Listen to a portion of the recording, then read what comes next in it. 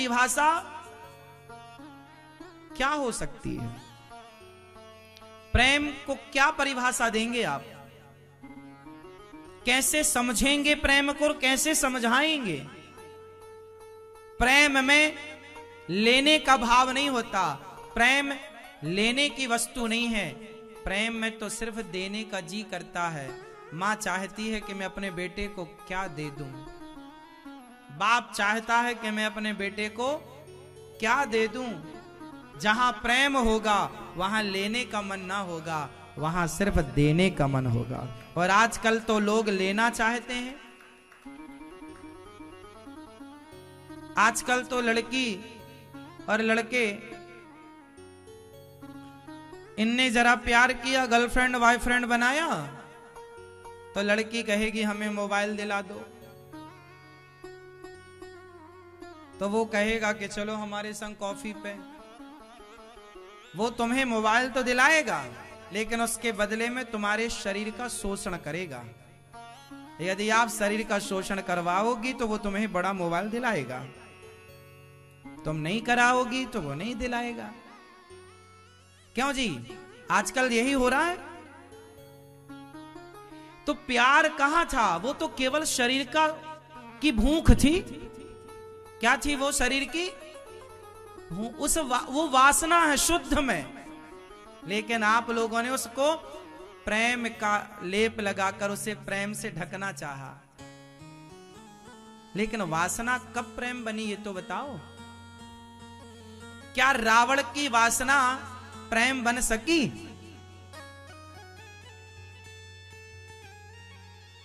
सीता को पा लिया रावण ने, चुरा लिया, पर क्या रावण को प्रेमी कहा जाता है? प्रेम नहीं है साहब। आपने किसी को जबरदस्ती पकड़कर और आपने उसका शोषण। अभी फरवरी तो चल ही रही है, ये अभी वैलेंटाइन डे भी आने वाला है, मैंने सुना है। अभी देखना इस वैलेंटाइन डे में कितनी हमारी बहन बेटियां इस आई लव यू का शिकार हो जाएंगी और वो गर्भवती हो जाएंगी। 2-3 महीने बाद डॉक्टरों के चक्कर लगाती फिरेंगी, महीने भर 2 महीने बाद।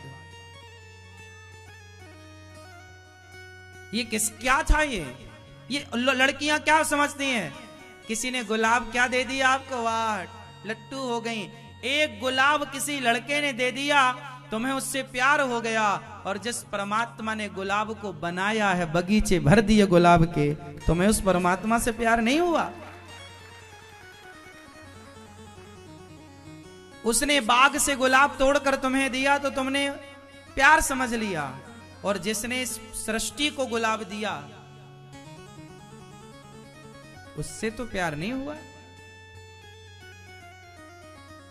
तुम्हें किसी ने एक अंगूठी दे दी, उससे प्यार हो गया।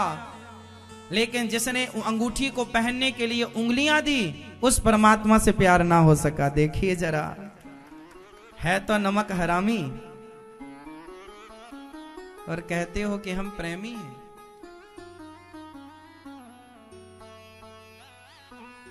तो आजकल जो प्यार चल रहा है ना, मेरी माँ, अपनी बेटियों को समझाओ कि बेटा ये कोई प्यार नहीं है, तुम पूरा ध्यान पढ़ाई में रखो। ये दुनिया तो आपका शोषण करना चाहती है। आप तैयार हैं?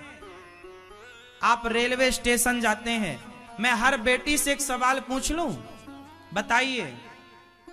प्रत्येक लड़की एक सवाल का उत्तर, प्रश्न का उत्तर दे। बताओ, आप जब बाजार जाती हो, आप जब मॉल जाती हो, रेलवे स्टेशन जाती हो, बस स्टैंड जाती हो, कभी ना कभी, कहीं ना कहीं, कोई ना कोई आपको गलत भाव से टच करने वाला कहीं ना कहीं, कभी ना कभी मिलता है कि नहीं? आपकी पूरी लाइफ में, पूरी जिंदगी में कोई ना कोई आपको गलत तरीके से टच जरूर किया होगा, और वो टच करने वाला कोई पुरुष रहा होगा। क्या ये बात सही है? हर लड़की के साथ होता है दोस्तों, चाहे तुम्हारी बहन तुम्हें बताए या ना बताए, पर उसको इस संसार में, उसकी पूरी लाइफ में एक बार ही सही, पर उसे गलत तरीके से कोई भीड़ भाड़ में टच जरूर कर लेता है। हाँ या ना? ये बात सही है या गलत है? सही है। अब बताओ, आपकी तो इच्छा नहीं थी कि कोई आपको टच करे गलत तरीके से, लेकिन सामने वाला तो आपको टच कर रहा है। आप नहीं चाहती हो तो जमाना टच कर रहा है, और जब आप चाह लोगी तो जमाना कितना टच करेगा आपको। क्यों किसी के आई लव यू को स्वीकार करती हो, और क्यों अपने आप को उन भेड़ियों के हवाले करती हो। शादी कर लो, अपने पति के साथ रहो, पतिव्रता नारी बनकर। क्यों किसी व्यक्ति का शिकार बनना चाहती हो आई लव यू के नाम पर। प्यार व्यार नहीं होता। आप लोगों ने सुना होगा, हाँ, कसम वादे प्यार वफा सब बातें हैं, बातों का क्या। कोई किसी का नहीं ये झूठे नाते हैं, नातों का क्या।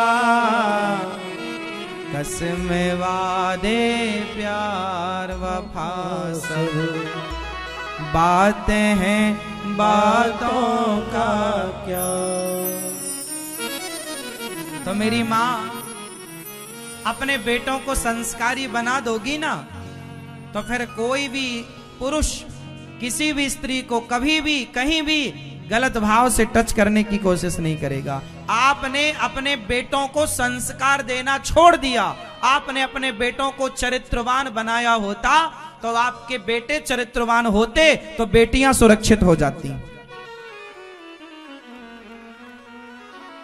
और एक बात और बता दूं, आजकल केवल लड़कियों के साथ दुराचार नहीं होता, आज तो लड़कों के संग भी दुराचार हो रहा है। इसलिए केवल लड़कियों को बचाने की ही जरूरत नहीं है, लड़कों को भी बचाने की जरूरत है। छोटे छोटे बच्चों को भी बचाने की जरूरत है, चाहे वो पुरुष ही क्यों ना हो। समाज में इतनी अराजकता फैल चुकी है, विषय वासना इतना हावी हो चुकी है कि आजकल आदमी दिन भर केवल विषय वासनाओं के बारे में सोच रहा है। जिसको भी देखता है वो उसे गंदी नजर से ही देखता है। लगभग सारे लोग नहीं, पर बहुत लोग। हम लोग तो देखो आंखों को देखकर पढ़ना सीख गए हैं। हम तो आपकी आंखें पढ़ लेंगे कि आपकी आंखें क्या देख रही हैं और क्या कह रही हैं और क्या देखना चाह रही हैं। सच्ची बताएं, आप थोड़ा गौर करिए जमाने की आंखों पर। आप कुछ मत करिए, चुपचाप खड़े देखिए। जब कोई गंदी सोच वाला जब किसी स्त्री को देखता है ना, तो वह स्त्री के ऊपर पूरे शरीर में सबसे अधिक नजरें कहाँ रखता है, उसकी नजरें बता देंगी कि उसका मन गंदा है या पवित्र है। आंखें बहुत कुछ कहती हैं साहब। आपको भाषा पढ़नी आए ना आए वो अलग विषय है।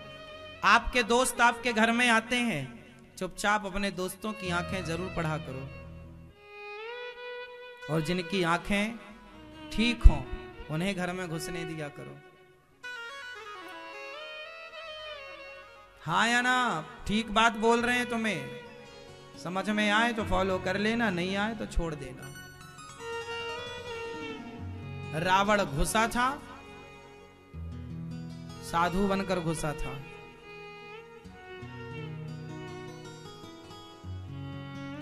दुशासन था, सगा देवर था।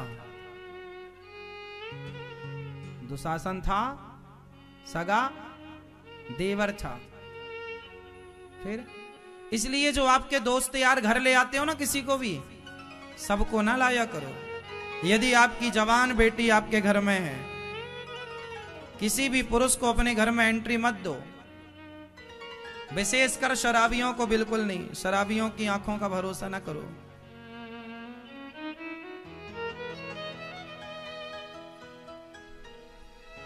किसी को भी नहीं।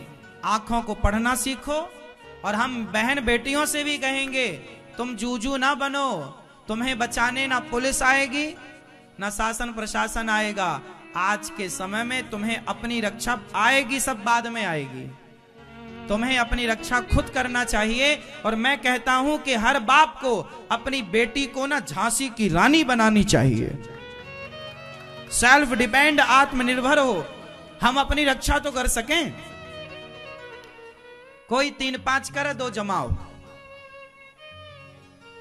क्यों जी? ये लड़कियां ना जूजू बनी, माँ मम्मी मम्मी हमें वो छेड़ रहा है, तो तुम ही निपट लो। तुम्हें छेड़ रहा है तो 2 जमाओ अपनी चप्पल। जब आप एक्शन लेना शुरू करोगे ना तो जमाना अपनी सोच बदल देगा।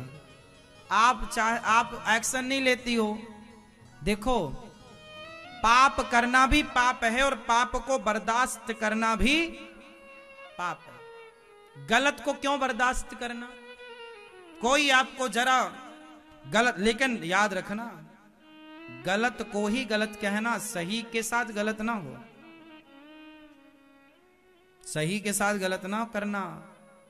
गलत है सामने वाला तो आप बोल सकती हो, समझाओ पहले प्यार से, भाई मान जा।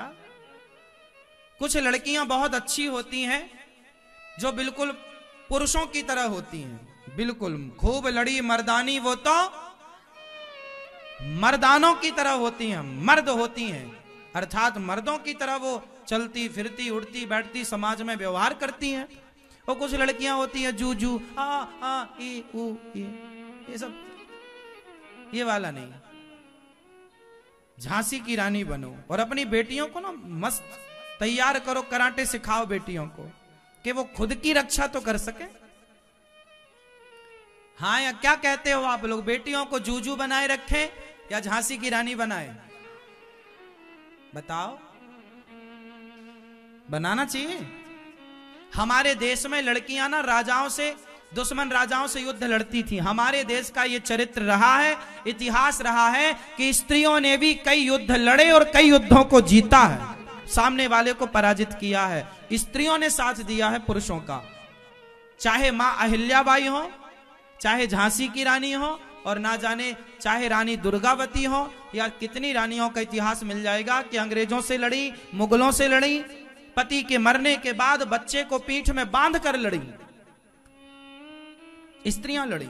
ऐसी वीरांगनाएं हमारे देश में हुई हैं। अब आज की लड़कियों को पता नहीं क्या हो गया, जूजू बनी घूमती रहती